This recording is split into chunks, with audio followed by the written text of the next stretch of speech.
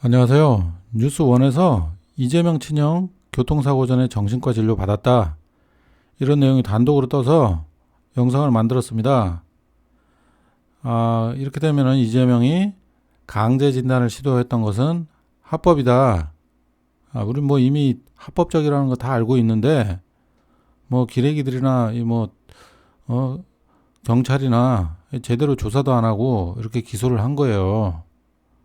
그래서 이번 이 자료도 보면은 이따 보시면 알겠지만은 아마 분당 경찰서에서 그 자료가 있는데 누락을 시켰는지 아니면 그 자료를 넘겼는데 검찰에서 누락을 시킨 건지 이게 좀 조사가 좀 필요할 것 같아요. 그 내용이 한번 뭔지 보시죠.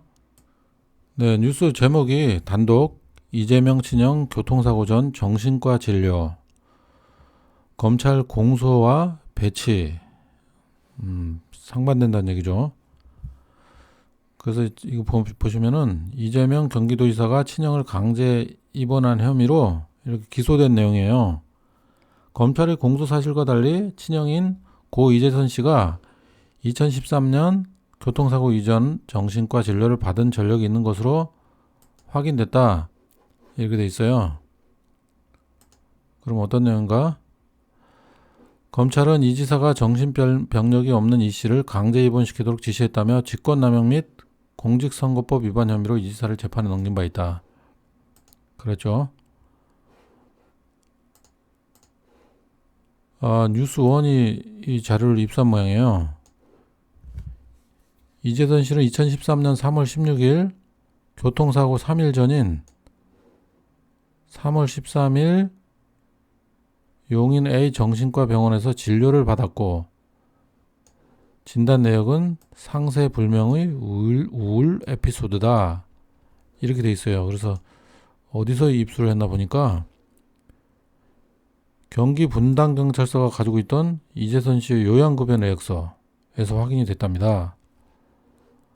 이재선 씨가 2013년 2월 용인에서 정신질환 치료를 받았고 이후 고의로 교통사고를 냈다는 이지사 측의 주장과 맞닿는다. 주장과 맞다. 이런 얘기예요. 근데 여기서 이제 경기 분당 경찰서가 이런 내용을 가지고 있으면서 왜 이 내용은 적용을 안 하고 검찰에 기소했는지 모르겠네요. 하여튼 이 경기 분당 경찰서는 정말 문제가 많습니다. 이거 어떻게 하던가 해야지. 이거 없애버리던가 해야지 경찰서를. 하여튼 이상한 인간들이에요.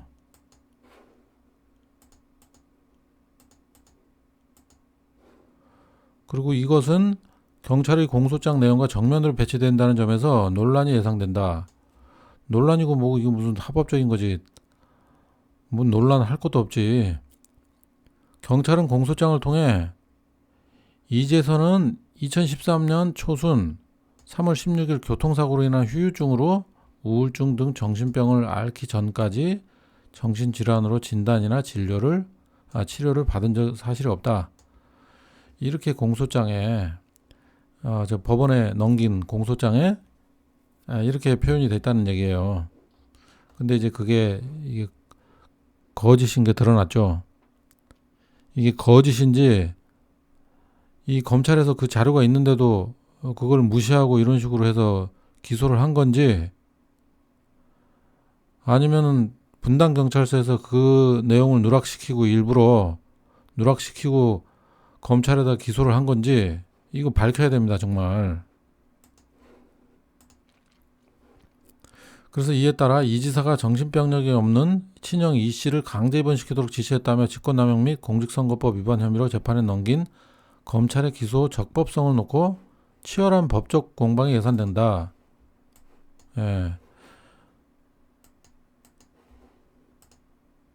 그리고 검찰은 앞서 지난달 11일 이 지사가 2012년 성남시장 직위를 이용해 분당 보건소장 등에게 정신질환이나 치료를 받은 사실이 없는 이 씨를 강제 입원시키도록 지시했다며 직권남용 혐의 등으로 기소했다. 이렇게 돼 있죠. 그리고 이 지사는 이와 관련해서 지난 28일 자신의 페이스북에 올린 글을 통해 형수인 박모 씨가 2014년 11월 21일 형님을 정신병원에 강제 입원시킬 때 남편이 죽고 싶다는 말을 입에 달고 살더니 2013년 3월 16일 고의로 교통사고를 냈다고 진술했다. 그리고 검찰 주장을 강하게 반박을 했다. 예, 이렇게 페이스북에도 이런 글을 남겼었는데요. 근데 그 형수라는 인간은 또 나와가지고, 졸음운전해가지고 사고 난 거라고 또 그렇게 얘기를 했죠. 어떻게 이런 인간이 다 있는지 모르겠어. 그 부부가 아주 똑같아요. 어디서 사주를 받았는지 정말, 네, 그리고 이재선 씨 부인 박 씨는 지난 2014년 11월 그 정신병원에 남편 입원시키면서 그 입원 기록 그 메모에 2012년 당시 불면으로 힘들어하고 우울한 모습이 관찰됐다. 이렇게 본인 손으로 다 써놓고 그렇게 거짓말을 하고 있나? 에? 이 어떻게 된 먹은 여자가 이렇게 거짓말을 하고 있어. 그리고 또 고의로 교통사고를 내고 다발성 골절로 입퇴원을 반복했고 당시 전두엽에 출혈이 있었다. 그리고서 사고 후 말이 어눌해지고 의사 전달이 정확치 못할 때도 있었다. 이렇게 얘기를 했어요. 그 본인도 그 입원 기록에 그렇게 다 남편이 이상하다고 다 써놔놓고 이상한 여자야. 본인이 다 써놔놓고 이렇게 거짓말을 하고 있으니 이제 어떡할 거야? 그리고 김용 경기도 대변인은 앞서서 10월 24일 브리핑을 통해서도 각종 성남시 정신건강센터 정신건강의학과 전문의 등이 이제 정신감정이 필요한 사항이다. 이런 식으로 다 얘기를 했는데 검찰에서는 그렇게 기소 처리를 했는지 모르겠어요. 자료도 다 있을 텐데. 네, 그리고 실제로 수원지검 성남지청이 2012년 12월 14일 내린 불기소 결정문, 그 당시 그 이재선 씨가 노모 폭행하고 그래가지고 그 구속됐었잖아요. 됐다가 이 사람이 뭐 치료 심신내약 내지 심신상실로 인한 책임 조각 사유가 있는지 치료 감호 사유 판단을 위해 피의자에 대한 정신감정 필요성이 있다. 그 피의자 스스로 또 정신감정을 받겠다. 그런 의사를 표시를 했어요. 그래서 이 사람 정신감정 받았거든요.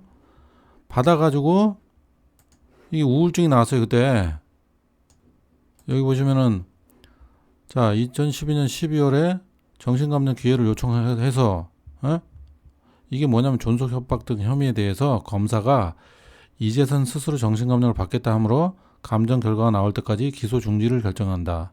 이렇게 됐어요. 그래서 2013년 2월에 우울증 진단을 이렇게 검찰에 제출까지 하기도 했죠. 그 뒤에 이제 우울증이 또 격화돼가지고 고의 교통사고 내고 자살 시도 중상 중장애 이런 식으로 돼서 2014년 11월 21일 부인과 딸이 부곡정신병원에 강제 입원시킨 겁니다. 자, 그럼 제가 이전 영상에서도 한번 보여드렸었는데 여기 대해서 짧게 일자별로 해가지고 한번 보시죠. 2012년 4월에 하도 이 이재선 씨가 성남시 거기 어디야 공무원들하고 막 이런 사람들 막 귀찮게 굴고 행패 부리고 이렇게 하니까 성남시에서 성남정신보건센터에 정신과에 이재선 상태평가 의뢰를 한 게 있어요. 평가 의견서를 또 이렇게 또 받기도 했었어요. 그때. 그러다가 또 4월 10일에는 어머니와 형제들이 이재선 정신감정 치료 의뢰를 했습니다. 이렇게. 의뢰서가 이렇게 성남정신보건센터에 이렇게 조울증 정신감정 의뢰를 했었고요. 여기 또 형제들 사인도 다 있어요. 이렇게 참고인으로 다 했고, 그리고 2012년 5월 28일에는 어머니에게 또 이 폐륜 폭언을 했죠. 그 불질른다고 그러고 전화 바꾸라고 그러고 완전 뭐 쌍욕을 하고 이렇게 교회에 불지른다 협박하고 그래서 또 말다툼도 하고 이렇게 된 내용입니다. 그래서 또 6월 5일에는 김혜경 씨에게 또 폐륜 막말 이 내용이 거기서 나와요. 이렇게. 그래서 형제들이 진단이 필요하다. 이런 식으로 또 얘기가 됐었고요. 그 다음에 또 조카에게 치료를 설득했는데 또 모욕적인 문자를 보내고 조카 그렇게 해서 뭐 강제 입원 얘기가 이제 통화 중에 나오고 그랬어요. 여기서. 그러면서 7월 15일에는 이재선 씨 또 이상 증세가 또 생겨가지고 교회로 오라고 불지른다고 또 그런 의미로 또 문자를 보냈던가 이랬다 그러더라고요. 그래서 또 보호 요청해가지고 또 어머니는 경찰하고 같이 집에 또 귀가하고, 그리고 또 그 경찰이 집에서 철수한 이후에 그때 와가지고 이재선 씨가 그때 와가지고 어머니와 여동생 둘을 폭행한 거예요. 그때 7월 달에. 그래서 또 이제 어머니 신고로 체포하고 또 경찰 조사 귀가 후 또 이재명이 또 형님 부부하고 또 전화해가지고 또 그 쌍용 얘기도 또 나오고 그렇게 된 거거든요. 그리고 7월 26일에는 또 롯데백화점 또 난동을 부리고 행사장 가가지고 이렇게 완전히 이 사람 입원해가지고 이게 입원시키고 당사자를. 그리고 정신보건센터에서 성남시에 정신질환 의심자 진단 및 보호 요청이 이제 들어온 거예요. 그때 그 4개월 만에 들어온 거예요. 아까 보여드린 거. 그 가족들이 진단 요청했던 게 성남시에 그 서류가 온 거예요. 거기서 그 진단이 좀 필요하다 이 사람은. 그래서 서류가 이렇게 온 거야. 8월에 4개월 만에 온 거예요.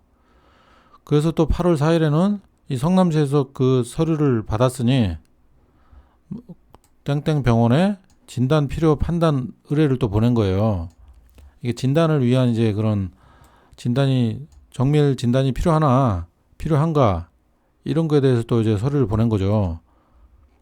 전문 병원에. 그랬더니 그 병원에서 성남시에 정신질환 진단이 필요하다 이런 의견서를 또 보내왔어요. 분당구 보건소장이 딱 앞으로 온 거네. 그러면서 이게 전문적으로 이게 대면 진단이 필요하다. 에? 이 사람이 입원 치료를 해야 될 것인가 안 해야 될 것인가 이런 부분을 확인하려면 대면 진단이 필요하다. 이런 서류를 보낸 거예요. 그래서 이제 이게 대면 진단 절차 요건이 다 완성이 된 상태였거든요. 그럼 이제 강제로 입원을 시켜야 되잖아요. 진단을 하려면. 진단을 하기 위한 강제 입원이에요. 근데 언론에는 무슨 강제 입원을 시도했다고 자꾸 그러는데 그거 완전 다 사기꾼들이에요. 언론도 다. 그러니까 대면 진단을 위한 강제 입원 절차가 완성이 됐는데 그 절차를 진행하다가 중단했다는 거예요. 공무원들도 기피하고 또 공개적인 또 논란도 있을 수 있고 정치적으로 그 당시에는 또 새누리당에서 엄청 공격이 심했으니까 또 그 형은 또 새누리당 무슨 지부장인지 뭔가 했잖아요. 그랬으니 얼마나 심하겠어 또 공격이. 그래서 여기까지 진행하다 지금 중단한 거예요. 그러다가 이재선 씨가 이제 이 존속협박 등 그 혐의에 대해서 아까 보여드린 거, 그 정신감정 기회를 요청해서 정신감정 받고 우울증 진단 나와서 검찰 제출하고, 예. 그렇게 해서 강제 진단을 위한 입원 못하고 포기했으니까 못하고 이렇게 우울증 진단은 이렇게 본인 스스로 받았는데 그 우울증이 또 격화돼가지고 나중에 고의 교통사고에서 자살 시도해가지고 이게 중상을 입고 그랬죠. 그런데 이 부분에 대해서 그 형수라는 작자가 졸음운전했다고 또 사기를 치고 있죠. 그러다가 이 사람이 우울증이 심해지니까 2014년 11월 21일에 부인과 딸이 국립부곡정신병원에 강제 입원 시켰다는 얘기예요. 이런 식으로 이제 얘기가 진행이 됩니다. 그렇게 돼서 그래도 오늘 뉴스원에서 이런 내용을 또 단독으로 보도를 해줘가지고 많은 분들에게 또 진실을 알릴 수가 있게 됐네요. 그래서 이재명 친형 강제 진단 시도는 합법이다. 합법적으로 진행이 된 거다.